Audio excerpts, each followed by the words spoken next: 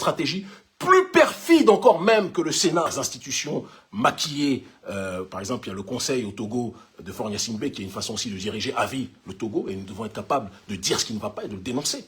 Très clairement, je fais partie de ceux qui disent les choses comme ils les pensent. Ça, il faut qu'on soit clair. Il y a de l'autre côté Alassane Dramane Ouattara qui fait son 4e mandat, lui, il s'en cache même pas. Vous avez de l'autre côté Paul Biya qui fait son 8e mandat, lui, il ne s'en cache même pas. Talon essaye toujours de truquer les institutions, d'exclure l'opposition, de jouer avec les règles, mais sa seule obsession, c'est la captation des institutions pour... Coup d'État constitutionnel. Ce n'est pas une théorie, c'est un plan bien réel. Exclusion des opposants, parrainage retiré, Sénat taillé pour durer. On démonte les preuves une à une. Bienvenue sur Afrique Nova. Abonnez-vous pour comprendre ce que les autres ne vous diront jamais. Président Patrice Talon. Talon a été extraordinaire de perfidie, de lâcheté politique, de médiocrité idéologique pour pousser l'opposition en dehors du ring pour avoir à éviter de se confronter à une quelconque adversité afin de donner la sensation qu'ils ne sont pas contestés et que, au final, leur candidat Ouadani, leur marionnette Ouadani, sa marionnette à Patrice Talon, passera crème sur le terrain de l'élection présidentielle. C'est de ça dont il s'agit, c'est de cette réalité dont il s'agit, et c'est très important que les gens comprennent quel est le mécanisme par lequel ces gens-là passent pour pouvoir essayer de présenter un visage de régime moderniste, démocrate, etc. Non, non, non. Patrice Talon a corrompu un des 28 députés qui s'est comporté d'une manière pathétique, qui a rendu beaucoup de Béninois dépités, c'est le cas de le dire. D'accord. Il a corrompu Michel Sodjinou pour que ce dernier retire son parrainage et que le Parti des démocrates ne puisse pas aller à l'élection présidentielle. Aujourd'hui, tout le monde tire sur les démocrates en disant qu'on vous l'avait dit, et c'est une réalité que nous l'avions tous dit aux démocrates, que aller à un jeu qui est géré par un tricheur, c'est accepter de, politiquement parlant, se faire sodomiser. Je pense que le dire, ce n'est pas manquer de respect aux démocrates. Mais je ne fais pas partie de ceux qui sont dans une démarche à l'heure actuelle de leur tirer dessus. Nous sommes en train d'interagir avec certains d'entre eux à l'intérieur du bureau national, et en dehors d'eux, en train de parler avec la plupart des factions et des courants de l'opposition. Ce qui nous intéresse aujourd'hui, ce n'est pas de nous tirer dessus, mais de trouver des solutions pour que le régime que nous connaissons puisse s'effondrer dans les temps à venir. Et c'est quelque chose, je vous le dis avec simplicité, qui va se passer. Ça va se passer pourquoi? Parce que Talon, dans l'hubris qui le caractérise et dans la folie qui le caractérise, finit par croire qu'il est le propriétaire de notre pays. Il finit par croire qu'il est le roi du pays. Il finit par croire qu'il est dans une démarche de nous avoir, nous, comme des sujets. C'est de ça dont il s'agit. Il pense qu'il est le roi du Bénin, que nous sommes ses esclaves et que nous sommes tous destinés à lui obéir. Et ceux qui n'osent pas lui obéir sont poussés en prison ou à l'exil. Alors nous, on ne s'enfuit pas comme lui l'a fait, parce qu'il faut quand même rappeler que Patrice Talon s'est enfui par la malle arrière et il est passé par le Nigeria, après il s'est enfui en France. Et pendant 3 ans, il était au Fouquet's, pendant 3 ans, il était en France en exil, d'accord, en train d'essayer de financer le mouvement Mercredi Rouge pour déstabiliser le régime Yahi Boni. Donc il a donné des idées quelque part à l'opposition en disant que la meilleure façon de lutter contre un cancer, c'est que les stratèges puissent être hors de portée pour pouvoir le plus possible lui donner des coups. On retiendra le conseil, Patrice, sauf que nous, on ne traversera pas la Méditerranée pour te combattre. Nous sommes sur le continent africain et nous nous organisons pour faire en sorte que tu puisses t'effondrer. Je te le dis très clairement. Patrice Talon a trouvé une nouvelle idée nauséeuse, nauséabonde, après son processus de déstabilisation et de corruption, de cooptation de certains membres au sein du Parti des démocrates, après son processus d'exclusion des diverses forces d'opposition. Il est maintenant dans une démarche de vouloir créer, via ses députés corrompus, un Sénat. Un Sénat. C'est pas un Sénat à la parisienne, c'est pas un Sénat à la française, c'est pas un Sénat à l'occidental. On pourra en discuter de l'utilité ou pas de cette nouvelle institution. Mais c'est une institution où il pourra siéger à vie, jusqu'à 90 ans. Entendez bien.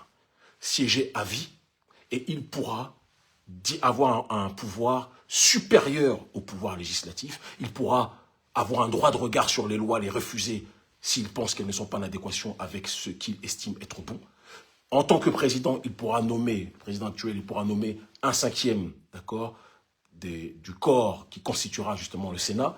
Le président de l'Assemblée nationale, qui est son caniche, pourra lui aussi présenter un 5e des membres qui constitueront les membres justement de ce Sénat, d'accord? Il y aura les anciens présidents, le président Soglo est très vieux et paix sur lui et affection pour lui, il sera tôt ou tard, dans quelques années, en transition. Il en est très conscient, Patrice Talon, il sait très bien ce qu'il fait. Yaya Boni sera isolé, s'il est vraiment dans une démarche d'être opposé, et je pense qu'il l'est à l'heure actuelle, en tout cas, vis-à-vis du régime Talon, il sera isolé. Et tout le reste des gens qui seront à l'intérieur du Sénat, ça sera des gens de Patrice Talon.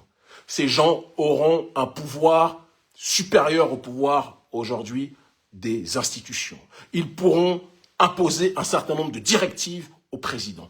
Le Sénat d'aujourd'hui, que le président Patrice Talon, via ses caniches députés prostitués intellectuellement, est en train de mettre en place, c'est quelque part, mais dans une version néolibérale, ce que le conseil des ayatollahs en Iran est en Iran. C'est-à-dire que c'est un conseil qui a une autorité supérieure au gouvernement.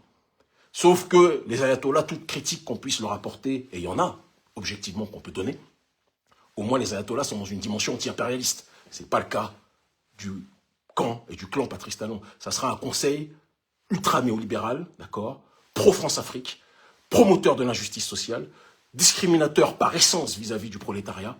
Ça sera la démarche dans laquelle le président Patrice Talon est. Évidemment, il sera le président de ce Sénat-là, d'accord, et c'est lui qui fera la pluie et le beau temps à l'intérieur du Bénin. Et donc, c'est une nouvelle stratégie, plus perfide encore même que le Sénat, que les diverses institutions maquillées.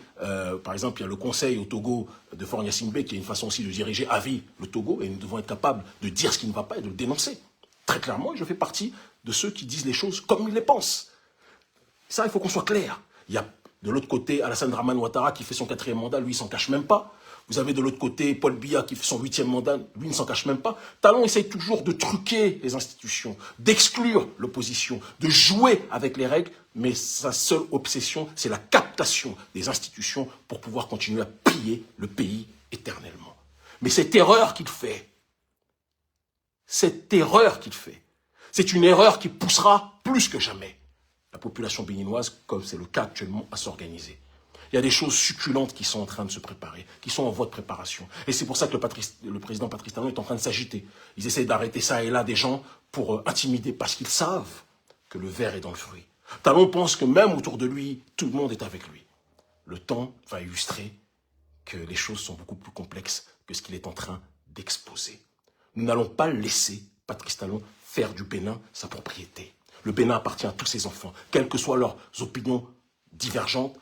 Le Bénin appartient à tous ses enfants, du nord au sud, de l'est à l'ouest, du riche au pauvre, du musulman au chrétien, au vaudouisant, nous tous, ou de l'agnostique, nous tous, le Bénin est à nous. Ce n'est pas la propriété du clan Patrice Talon qui construit des terrains de golf pendant que la population n'arrive pas à se nourrir décemment, quotidiennement, dans son immense majorité. Ce n'est pas la propriété de son petit clan, de ces petits mendiants qui tournent autour de lui et qui ont fait de ce pays, quelque part, leur territoire, leur domaine privé. Non, non, non. C'est la propriété du peuple béninois. Aucun président ne sera éternel, malgré la volonté du président Patrice Talon de construire son Sénat pour pouvoir capter les institutions. Je vous avais dit il y a longtemps que Talon préparait un coup d'État constitutionnel. Nous y voilà. Nous y voilà. Mais nous n'allons pas laisser cela se faire. Nous savions même que s'il ne faisait pas ce coup d'État via cet aspect-là, Ouadani, c'est sa marionnette et il continuerait à diriger en coulisses. Mais nous n'allons pas le laisser faire. Moi, je ne fais pas partie de ceux qui disent à la population, risquez votre vie. Non, ce n'est pas ce qu'on dit. Je dis à la population, il va y avoir un moment, dans quelques temps, où le régime que nous voyons, que vous croyez être puissant, se rendra compte qu'il n'est qu'un Goliath, qu'il n'a pas la puissance qu'il croit avoir. Et quand il va commencer à tanguer, quand il va commencer à être fragilisé, c'est là où nous demanderons à la population de sortir. Et quand elle sortira, ça ne sera plus pour reculer. Ça sera pour accentuer dans la rue et à l'intérieur du régime la fragilisation, la déstabilisation officielle d'un régime qui a décidé de prendre en otage nos institutions. Trop des nôtres sont morts pour cette cause. Nous ne voulons plus que le peuple meure. La seule chose qui va mourir, c'est l'injustice. Mais nous allons demander au peuple de prendre ses responsabilités quand nous-mêmes, nous allons enclencher le processus et que le signal sera tellement clair que les populations sauront naturellement qu'elles seront obligées de sortir. Je n'en dis pas plus. Mais ceux qui sont dotés de raison comprendront de quoi je parle. Talon croit qu'il est entouré. Talon croit qu'il est soutenu. Le temps va illustrer qu'il ne l'est pas tant que ça.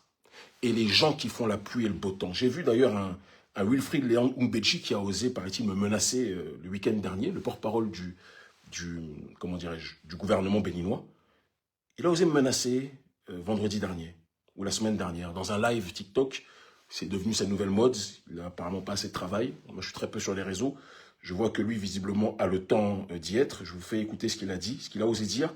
Soudain, sur les réseaux, et la teneur de ses propos, ben, nous, on n'est pas surpris parce qu'on ne s'attendait pas à autre chose venant de lui. Pour le reste, il faut qu'à tout moment, chacun soit prêt à répondre de ses actes et de ses postures lorsqu'elle se révèle, ou il se révèle attentatoire à la quiétude, à la paix du pays et à la sécurité collective et individuelle des Béninois. Donc, si j'ai bien compris, parce que je dénonce la prise en otage de l'État par une petite mafia caractérisée par l'édenté Wilfried Léandre Oumbeji et ses, quelque part, initiateurs, ses corrupteurs, ses maîtres marionnettistes que sont Patrice Talon et son entourage, cela signifie que je veux déstabiliser mon pays. Non, ce n'est pas mon pays que je veux déstabiliser. C'est ceux qui ont pris en otage mon pays que je veux déstabiliser. Tout comme votre idole de Gaulle, que moi je vomis, quand il s'attaquait au monsieur maréchal Pétain qui avait collaboré avec l'Allemagne nazie, Pétain disait qu'il voulait déstabiliser la France. Non, De Gaulle voulait déstabiliser ceux qui avaient pris en otage son pays. Loin de moi l'idée de me comparer à quelqu'un comme De Gaulle que je méprise au plus profond de mon être. Mais il y a une chose qui est certaine, c'est que sur le processus de refuser la prise en otage de son pays, nous sommes nombreux à agir dans cette voie. Comme quand Roménie, en exil, avait décidé de tout faire pour combattre le régime du Shah d'Iran, c'était cette dynamique-là. Nous y sommes. Je ne vais jamais, et nous sommes nombreux, à ne jamais accepter que le Bénin soit pris en otage par une minorité qui a décidé de faire de ce pays leur propriété. La justice sociale va bientôt se propager. Nous n'allons jamais laisser les choses aller dans cette direction, je vous le dis, de la manière la plus simple possible. Et ceux qui doivent comprendre, comprendront de quoi il s'agit. Le Bénin libre ou la mort, nous vaincrons. L'Afrique libre ou la mort, nous vaincrons.